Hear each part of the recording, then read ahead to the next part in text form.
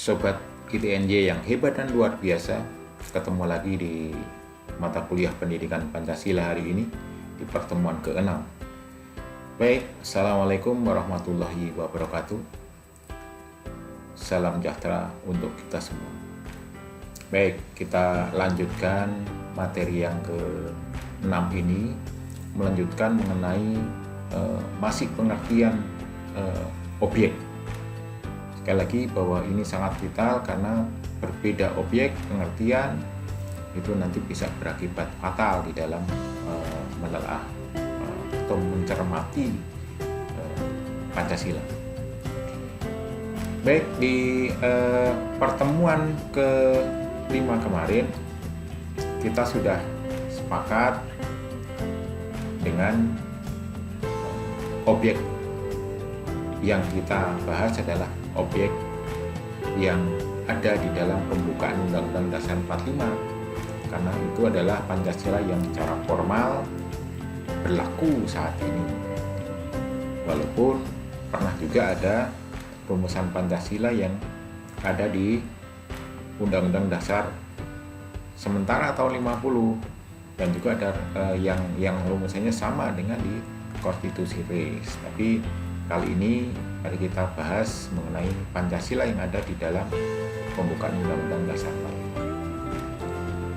45. Saya akan mengawali dengan sebuah pertanyaan. Pancasila, dasar negara Republik Indonesia itu ada berapa? Oke, ada berapa teman-teman? Baik. Mungkin sebagian besar menjawab 5. Oke, baik. Kita melihat Pancasila yang tertulis di dalam pembukaan sesuai dengan adanya Inpres nomor 12 tanggal 13 April 68. Bahwa Pancasila yang tertulis di sana itu adalah ketuhanan yang Maha Esa, kemanusiaan yang adil dan beradab, persatuan Indonesia, kerakyatan yang dipimpin oleh hikmat kebijaksanaan dalam permusyawaratan perwakilan, dan juga keadilan sosial bagi seluruh rakyat Indonesia. Jadi itu rumusan yang berlaku sebagai dasar negara yang secara formal resmi dipakai sebagai ideologi negara Republik Indonesia. Tapi kalau kita melihat ini adalah susunan kata menjadi kalimat yang di dalam alinea keempat pembukaan Undang-Undang Dasar 45 ini adalah satu kesatuan. Inilah rumusan Pancasila. Jadi kalau kita melihat dasar negara kita itu ya Pancasila, ya ini rumusannya. Bukan 5 dasar. Dasar negara kita itu satu, namanya Pancasila. Baik, ini dengan rumusan yang ada di dalam pembukaan itu artinya apa? Bahwa dasar negara Indonesia namanya Pancasila. Ada berapa? Satu, dasar negara Indonesia itu ya satu, namanya Pancasila. Yang kebetulan di dalam Pancasila itu ada 5 sila. Ini hal yang berbeda ini. Dasar negara dan sila itu berbeda. Dasar negara kita itu ada satu, namanya Pancasila. Isinya Pancasila itu memang ada 5 sila. Jadi kalau jawabannya tadi hanya 5 gitu, ini bisa menjadi sesuatu yang bisa dipertanyakan gitu. Tapi ketika jawabnya ada 5 sila, mungkin masih bisa ditolerir. Bahwa dasar negara Republik Indonesia itu ada 5 sila, oke. Tapi kalau dasar negara Republik Indonesia itu ada 5, nah ini bisa dipermasalahkan. Salah satunya Pancasila yang ada di pembukaan Undang-Undang Dasar 45, yang 4 lain yang ada di mana kan? Bingung ya. Jadi kalau kita sekali lagi ini sebuah logika berpikir.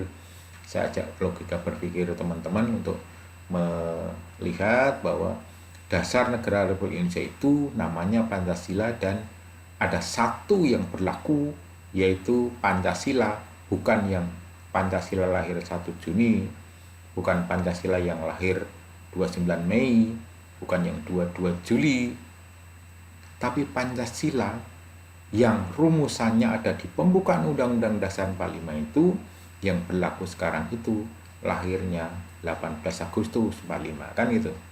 Satu, yang lain tidak berlaku. Walaupun dulu pernah ada kan itu di UUDS 50, dulu berlaku, tapi sekarang kan tidak berlaku.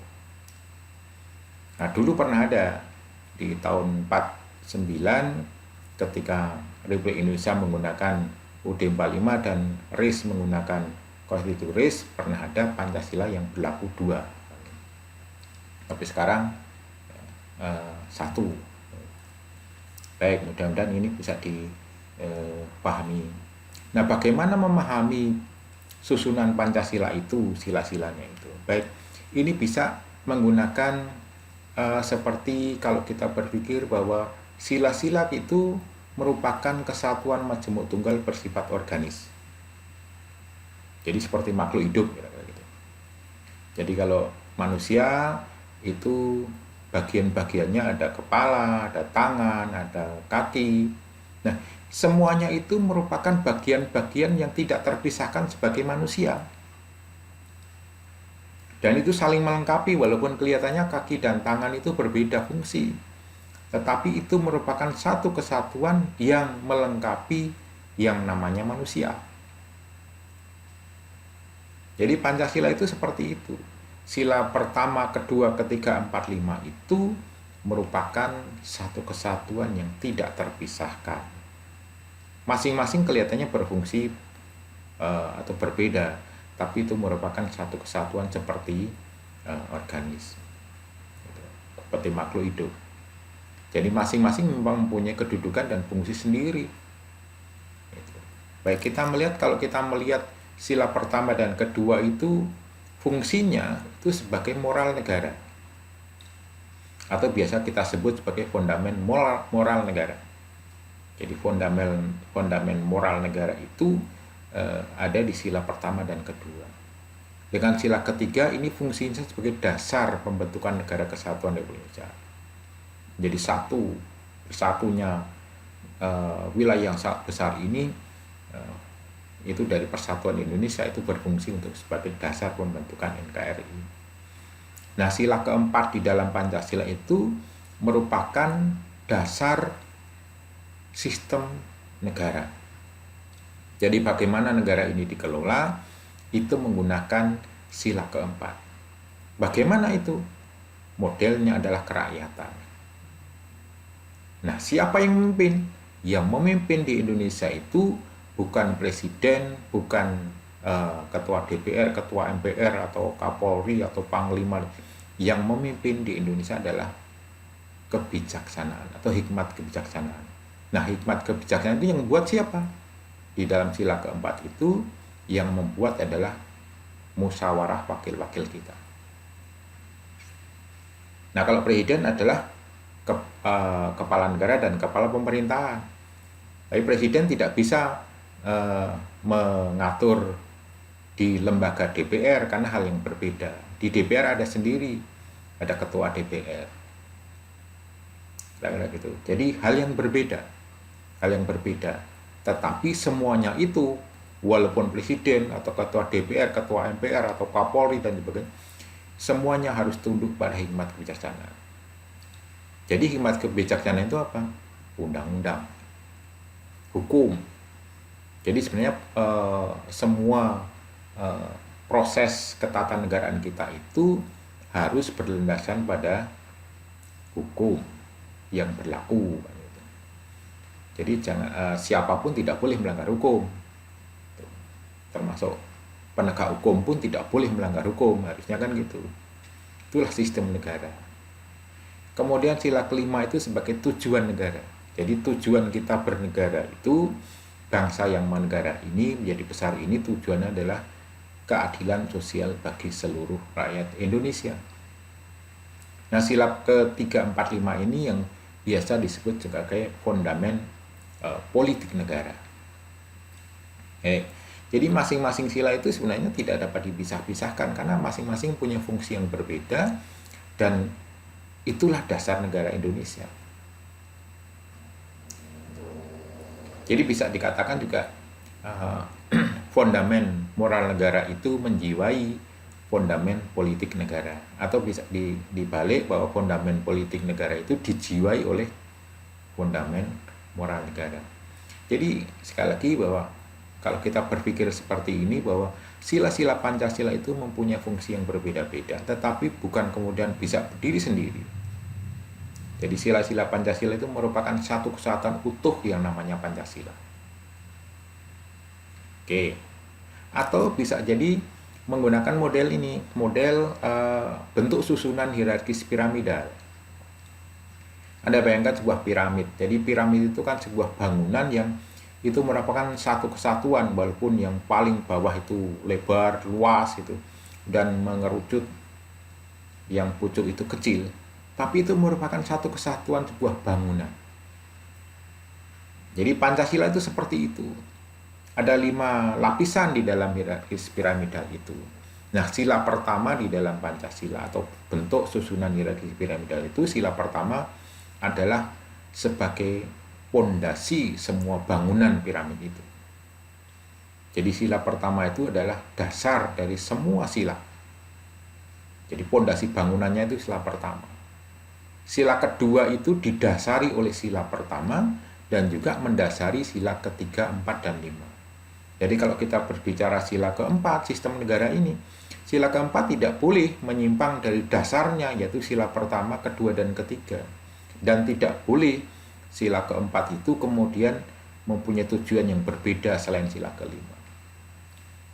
Kira-kira gitu. Ini bangunannya itu menjadi satu kesatuan. Atau bisa jadi menggunakan kalimat menjiwai misalnya. Jadi sila ketiga sistem negara ini itu dijiwai oleh sila pertama ketuhanan yang Maha Esa, sila kedua, sila ketiga, dan menjiwai sila kelima. Atau kita langsung kepada tujuan negara ini. Jadi kita mencoba untuk menjadi sebuah negara yang adil makmur.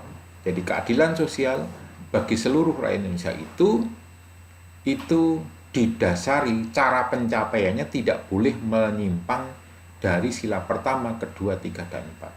Tidak boleh menggunakan cara yang lain. Sudah jelas itu relnya sila kelima itu akan dicapai menggunakan sila pertama, kedua, ketiga, dan keempat. Kira-kira gitu. Atau jika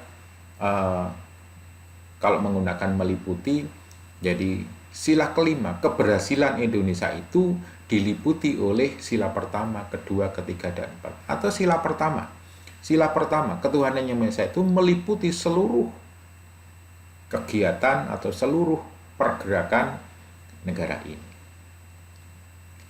Jadi mungkin lebih mudah dibayangkan menggunakan bentuk susunan hierarkis piramidal ini, susunan Pancasila. Jadi itu merupakan bangunan yang satu. Jadi Pancasila itu adalah satu kesatuan. Isinya memang 5 sila. Oke teman-teman, jadi kesatuan Pancasila itu saling mengkualifikasi. Jadi kalau kita melihat tadi bahwa sila-sila Pancasila itu adalah majemuk tunggal bersifat organis, kemudian bentuk susunannya adalah hierarkis piramidal.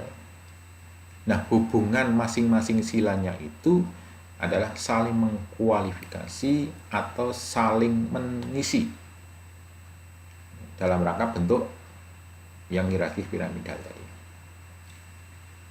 Jadi artinya kesatuan saling mensifati yang tiap silanya itu mengandung keempat sila yang lain.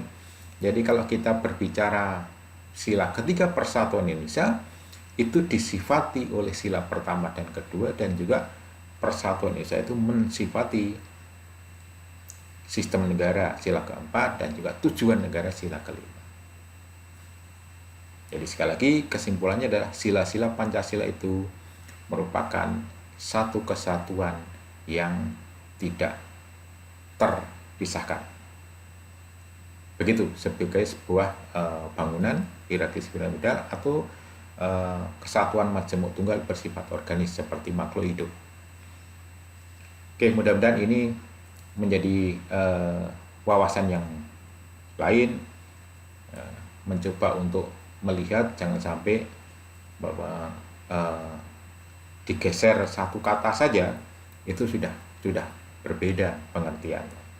Jadi Pancasila itu ya utuh seperti itu, tidak bisa kemudian dipotong satu-satu sila kan gitu. Karena sebenarnya di dalam